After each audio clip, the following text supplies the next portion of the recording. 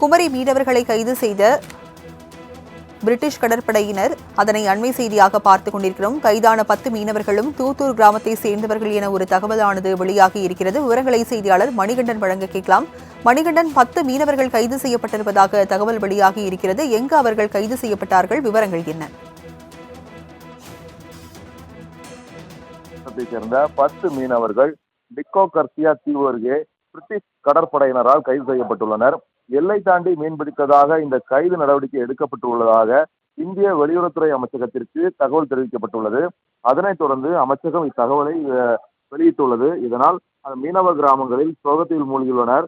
அதாவது தமிழக மீனவர்கள் தொடர்ச்சியாக இலங்கை கடற்படையினரால் பாதிப்புக்கு உள்ளாகி வருகின்றனர். இது குறித்து மத்திய அரசிடம் தமிழக அரசு கோரிக்கை வைத்து வருகிறது. மத்திய அரசும் இலங்கை அரசுடன் பேச்சுவார்த்தை நடத்தி வருகிறது.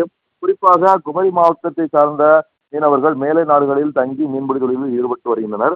அதே போன்று எல்லை தாண்டி மீன்பிடித்ததாகவும் இவர்கள் மீது பல்வேறு நாட்டு கடற்படையினர் நடவடிக்கை எடுத்து வருகின்றனர். இதனால் மீனவர்களின் குடும்பத்தினர் அச்சத்திலே உறைந்து இருக்கின்றனர். இந்நிலையில் குமரி மாவட்டம் தொட்டில்பாடு, குளச்சல், தூத்தூர் போன்ற கடற்கரை கிராமங்களை சார்ந்த மீனவர்கள் டிக்கோர்சியா தீவு அருகே பிரிட்டிஷ் கடற்படையினரால் கைது செய்யப்பட்டுள்ளதாக இந்திய வெளியுறவுத்துறை அமைச்சகம் தகவல் தெரிவித்துள்ளது.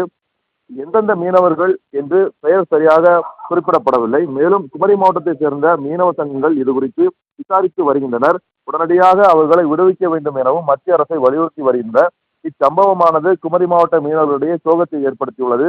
இது குமரி மாவட்ட மீனவர் மட்டுமல்லாமல் பல்வேறு இந்தியாவை சார்ந்த மீனவர்களுக்கும் இதுபோன்ற எல்லை தாண்டி கடல் மீன்பிடிப்பதாக பிரச்சனைகள் இருந்து வருவதாகவும் அதற்கான குரல் ஒலித்துக் கொண்டே இருக்கிறது.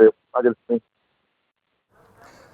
எல்லை தாண்டி மீன்பிடித்ததாக மீனவர்கள் 10 பேரை பிரிட்டிஷ் கடற்படையினர் கைது செய்துள்ளனர். விவரங்களை வழங்கியதற்கு நன்றி மணிகண்டன்.